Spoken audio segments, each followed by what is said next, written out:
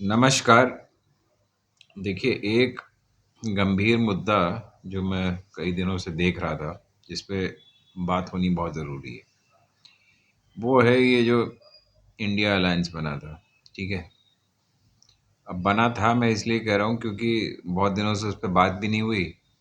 अब मानी हुई बात है कि जिनको बात करनी थी, बीच में बैठना था कांग्रेस की तरफ से खड़गे साहब, राहुल गांधी, सोनिया गांधी, सभी लोग बिज़ी थे अपने इलेक्शन कैंपेन में। ये तो मानना ही पड़ेगा सबको। तो जो लोग अभी फालतू की बातें कर रहे हैं, मुँह-मुँह बना रहे हैं कि आप मीटिंग नहीं करी, भाई कैसे मीटिंग कर सकते थे आप? आप हर चीज़ कर लेंगे। मतलब आप स्टेट में अगर आपको वाक़ई में सीरियसली देखिए इसमें तो कोई दो राय नहीं कि सारे कांग्रेस के लीडर्स ने सीरियसली ट्राई किया। अब देखिए, ये तो एक एनालिसिस की बात है कि इस चुनाव में बीजेपी ने धांधली करी या अपनी क्षमता से जीती। मुझे नहीं लगता ये अपनी क्षमता से जीते। देखिए, ज़मीन पे जो था उस पे उससे साफ दिख रहा था कि बीजेपी हार रही है, पीछे है। सारे मतलब ऐसा नहीं कि मैं इस बात को कह रहा हूँ, सारे जर्नलिस्ट यही कह रहे थे, यूट्यूब वाले भी यही कह रहे थे, मीडिया भी यही कह रही थी। कोई भी बीजेपी को चांस नहीं दे रहा था, ठीक है? हम सारे कैंपेन की बात कर रहे हैं, इसीलिए इतनी धुआंधार तरीके से ये लोग वो जो इज़राइल और हमास का वॉर कवर कर रहे थे। जर्नलिस्ट की हिम्मत ही नहीं थी कि वहाँ जाके लोगों से बात करें, क्योंकि सब लोग बीजेपी को नकार रहे थे। ऑल ऑफ अ सडन जो है ये इन्होंने जो भी कांड खेला हो, अब क्योंकि मैं तो कब से कह रहा हूँ कि इसमें एक पिटीशन फाइल होनी चाहिए, सारी जाँच होनी चाहिए। देखिए, या तो आपको कहना पड़ेगा कि भैया हम ईवीएम जब तक बीजेपी पावर में है, हम ईवीएम से चुनाव नहीं चाहते।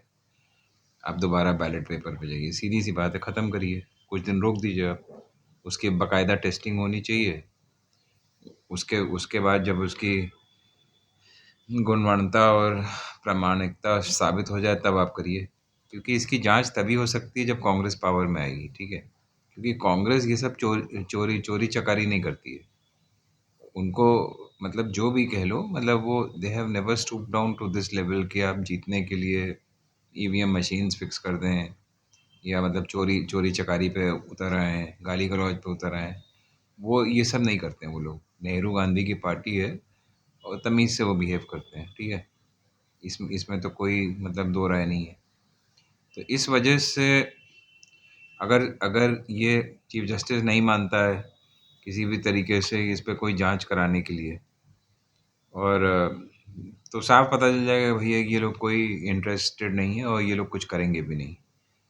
और तो इसलिए जो है ऑपोजिशन को मिलके सबसे पहले तो यही मुद्दा सॉल्व करना चाहिए कि भैया ये इलेक्शन कमीशन का घेराव करो, उसको लिख के दो, मजबूर करो कि भाई आप जो है इसमें आप एक मतलब निष्पक्ष जांच बिठाइए।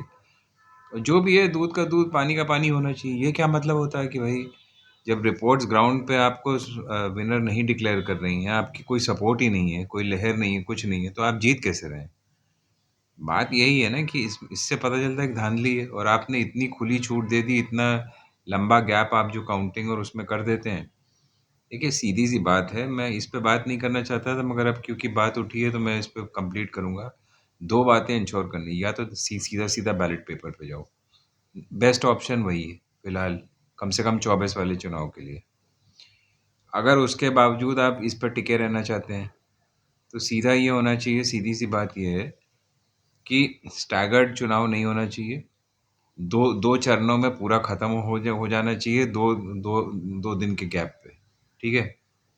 और तुरंत काउंटिंग स्टार्ट हो जानी चाहिए जिसका चुनाव हो चुका है। भले ही आप उसका रिज़ल्ट 1 दिन बाद डिक्लेयर करें, वो अलग बात है। काउंटिंग स्टार्ट हो जानी चाहिए। 2 चरणों में चुनाव कराइए और मतलब मतलब जो भी है, देखिए पूरे देश में पहले भी ऐसे ही होता था, कभी इतने स्टैगर्ड चुनाव नहीं होते थे। शुरू से आप उठा के देख लीजिए। इतने लंबे-लंबे गैप्स कभी भी नहीं होते थे। ज़्यादा से ज़्यादा कुछ में कहीं कुछ ज़्यादा प्रॉब्लम है तो 2 उसमें हो गए मतलब उनको मतलब कुछ गैप पे, एक एक दो दिन के गैप पे होता था। इतना गैप तो कभी नहीं होता था कि एक एक चुनाव महीने महीने भर टिका जा रहा है। दूसरी बात आपको ये करना है कि देखिए, जब आप वोट देने जाते हैं, कमरे में आप घुसते हैं वोटिंग रूम में, तो एक रजिस्टर होता है, वहाँ पे आपकी आइडेंटिफिकेशन होती है, वहाँ आपको अपना नाम लिख करके साइन करना होता है, ठीक है। वो उस रजिस्टर के साइन करके आप जाते हैं वहाँ से एक स्लिप लेते हैं या जो भी करते हैं, और उसके बाद आप जाते हैं अपना वोट करने। ईवीएम में आपका वोट पड़ा, ठीक है, वहाँ पे आपका वोट दर्ज हो गया। उसके बाद वीवी पैट की स्लिप गिरी, उसमें आप देख सकते हैं कि जिसको आपने वोट दिया है उसकी स्लिप गिर रही है नहीं गिर रही। 3 ये चीज़ें होती हैं। मैं चाहता हूँ कि ये तीनों का मिलान होना चाहिए। रजिस्टर पे आपका नाम, भाई मान लो उस रजिस्टर पे 500 लोगों के नाम है, तो 500 वोट होने चाहिए। 500 से ज़्यादा है ना 500 से कम, ठीक है। जो घुसे वो वोट दे के ही तो बाहर निकले ना।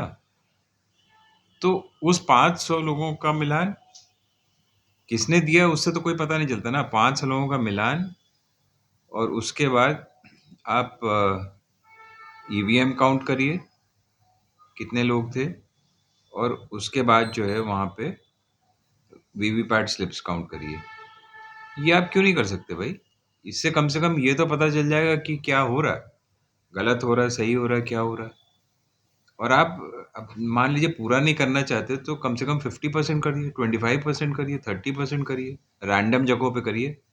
हर स्टेट में रैंडम जगहों पे कर लीजिए, जहाँ जहाँ मतलब जैसे मान लीजिए एक एक सिटी में आपने ले लिए करीब जो भी गिनती के हैं, मगर सारे मैच करने चाहिए। अगर काउंटिंग के टाइम पे वो मैच नहीं कर रहे हैं तो वहाँ का चुनाव सीधा सीधा मतलब रद्द होना चाहिए, दोबारा होगा चुनाव, खत्म हो गई बात।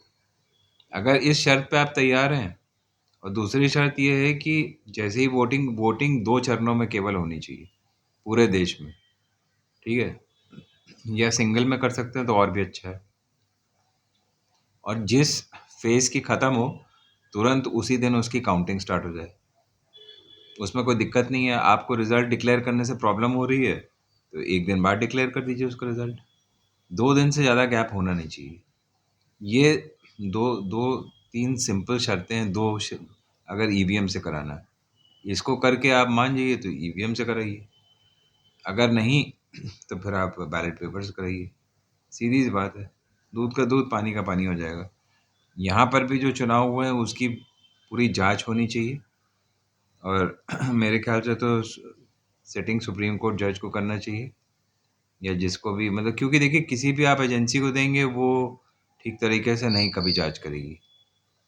और ये सारी चीज़ें पूरी फिर से ईवीएम मशीन्स खोल करके वही वीवीपैट जितने पड़े हैं सबको मिलान कराना चाहिए। ये भी आप रैंडम तरीके से कर लीजिए, आपको मालूम पड़ जाएगा। मध्य प्रदेश में कुछ सिटीज़ में कुछ बूथ्स में करा लीजिए, छत्तीसगढ़ में कुछ सिटीज़ में कुछ बूथ्स में करा लीजिए काउंटिंग दोबारा, राजस्थान में करा लीजिए वहाँ पे भी, और रजिस्टर से भी करा लीजिए। वहाँ पे भी अगर मिसमैच होता है तो दोबारा चुनाव कराइए।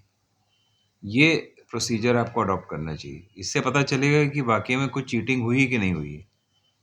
क्योंकि देखिए वहाँ पे जो रजिस्टर पड़े होते हैं ना उसमें सबके साइन होते हैं, वो बहुत ज़रूरी मतलब एविडेंस है।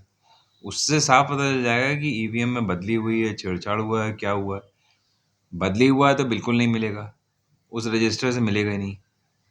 अगर छेड़छाड़ हुआ है तो भी नहीं पता चल पाएगा, क्योंकि वो वहाँ पे मान लो रजिस्टर में 500 लोग दर्ज हैं, यहाँ 1000 वोट दिखा रहा है, वो भी बेकार है। तो ये इतनी छोटी सी बात किसी के समझ में सब आ रही है, मगर लगता है कोई इम्प्लीमेंट नहीं करना चाहता। तो आप डायरेक्टली इनडायरेक्टली बीजेपी को हेल्प कर रहे हैं चोरी करने में। जैसे आप उनको इलेक्टोरल बॉन्ड्स में हेल्प कर रहे हैं चोरी चोरी करने में, ब्राइब लेने देने में, उसी तरीके से आप इसमें कर रहे हैं, ईवीएम मशीन में चोरी चोरी करना सिखा रहे हैं। चलिए ये आज टॉपिक था नहीं, मगर क्योंकि बात हुई तो मुझे इस पे बोलना ही पड़ा। अब मैं देखिए ये कह रहा हूँ कि जब सब कांग्रेस के नेता उसमें लगे हुए थे, यू कांट एक्सपेक्ट कि बीच में सब छोड़ के भैया इंडिया मतलब गठबंधन की मीटिंग अटेंड करना शुरू कर दे, कभी नहीं हो सकता था उसमें। तो इस वजह से किसी को बेकार के रिमार्क्स पास नहीं करने चाहिए। और चुनाव खत्म होते ही मान तुरंत खड़गे साहब ने मीटिंग कॉल करी। अब कोई कुछ नाटक कर रहा है, कोई मैं मतलब किसी के सम्मान में कुछ बोलना नहीं चाहता, मगर अगर आपके दिल में गंभीरता है तो आप तमीज से पेश आइए। ये क्या मतलब होता है? ये कोई कुछ बहाना बना रहा है, कोई कुछ, अरे भैया किसी के ऊपर एहसान कर रहे हो। देखिए मैं आपको एक चीज बता दूं, बुरा लगे अच्छा लगे, कोई अकेले बीजेपी से लड़ने की ताकत तो रखता नहीं है। तो आप क्या किस बात का उछल कूद मचा रहे हैं?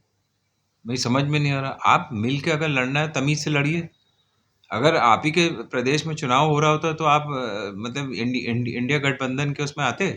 अगर यूपी में चुनाव हो रहा था तो अखिलेश अखिलेश यादव कहता कि भैया नहीं, मुझे मीटिंग में जाना है। या बिहार में हो रहा होता तो मतलब नीतीश कुमार आता। ये सब फालतू की बातें हैं ना। तो फिर भी मैं लालू प्रसाद यादव की कम से कम इतनी तो वो करूंगा कि उन्होंने कोई ऐसी मतलब मर्यादा में रह करके बात करी। तो भैया मर्यादा में रह करके सबको बात करनी चाहिए। आप जब देख रहे हैं कि एक पार्टी चुनाव में है, जो भी रिजल्ट हम तो कह रहे हैं वो तो अभी सब्जेक्ट टू वो है, स्क्रूटनी है। तो ये तो जानबूझ के देखिए, नरेंद्र मोदी जैसा इंसान उस वो कांग्रेस को नीचा दिखाने के लिए कुछ भी कर लेगा।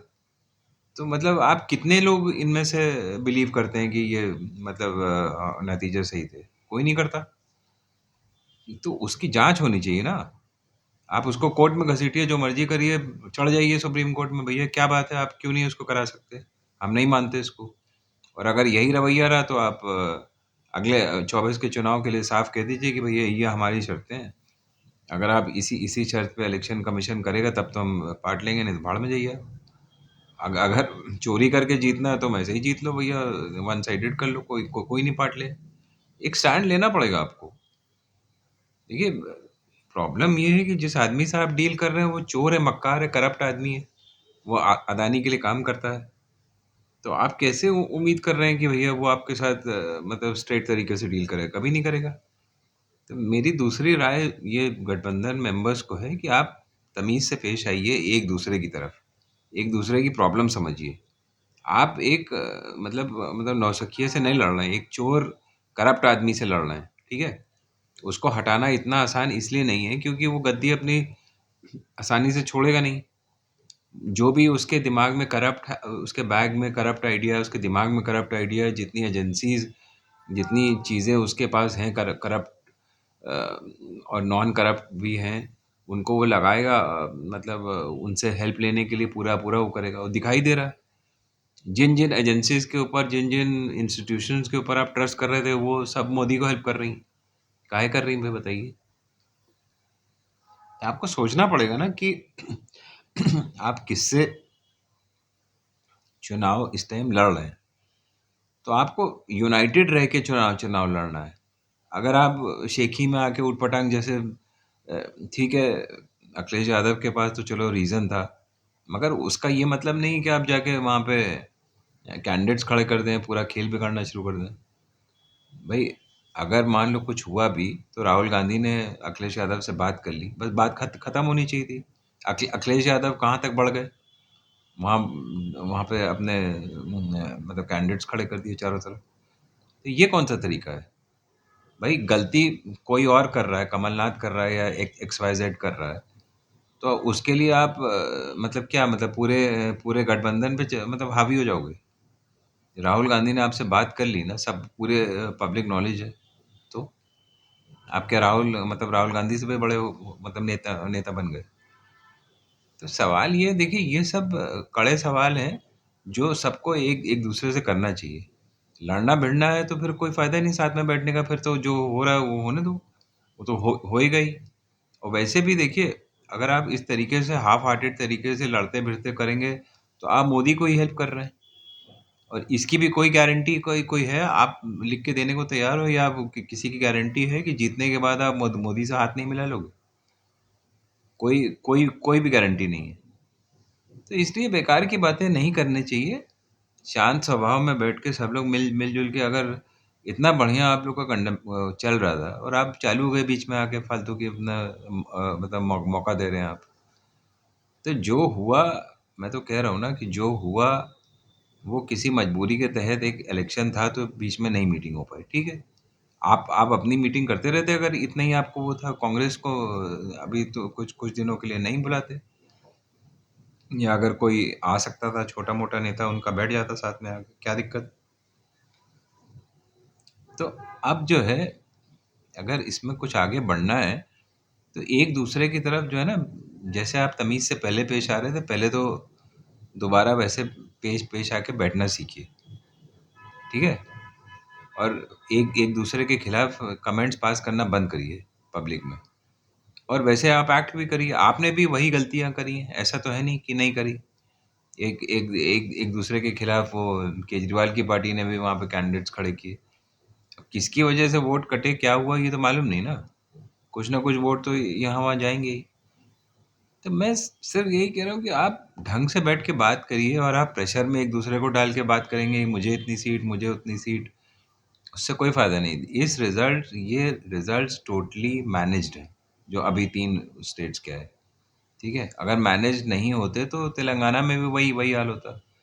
और मिजोरम को तो भूल जाइए, क्योंकि मिजोरम में तो देखिए हमेशा कभी भी कोई नेशनल पार्टी अब बची नहीं। बीजेपी को भी तो जीरो जीरो सीट मिल रही है, या एक एक या दो मिल रही है, जो भी मिल रही है।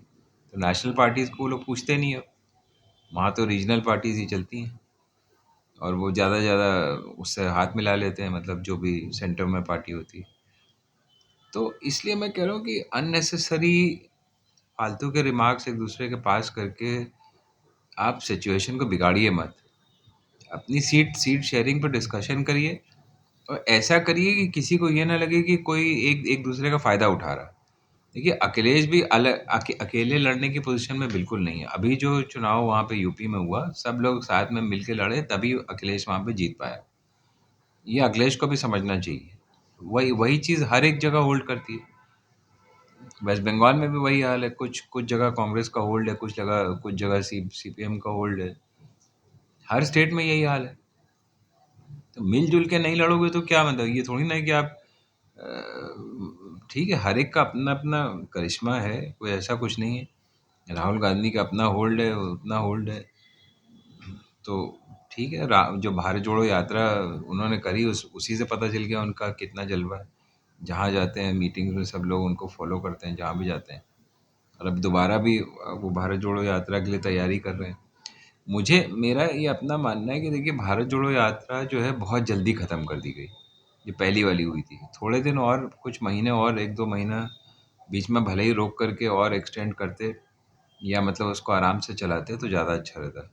ये होता क्या है कि जब आप एकदम से जल्दी ख़त्म कर देते हैं और बीच में टाइम गैप आ जाता है, तो दिक्कत होती है। अब उसका तरीका यही था कि जो लोग इनके साथ चल रहे थे उनको शायद लग रहा होगा कि भैया बहुत ज़्यादा हो रहा है, तो उनको आप बैठा देते। उनको चलने की ज़रूरत ही नहीं है, भाई आप कार से आगे चलो या अपना ट्रक में बैठ के चलो, जो मर्जी करो। तो राहुल गांधी चल रहे थे, राहुल गांधी अपना आराम आराम से चलते रहे। बल्कि राहुल गांधी को भी रेस्ट चाहिए था, तो थोड़ा रुक करके, वही तो मैं कह रहा हूँ कि कुछ दिन गैप दे करके फिर चालू कर दो। कोई ज़रूरी थोड़ी ना है कि भाई, जैसे ये वाली यात्रा भी अब प्लान हो रही, सेकंड वाली, पता नहीं होती है कि नहीं होती है। अगर होती है तो उसमें सिर्फ चलने का नहीं है, उसमें यह है कि आप व्हीकल भी यूज़ करेंगे, तो वो ज़्यादा ठीक है।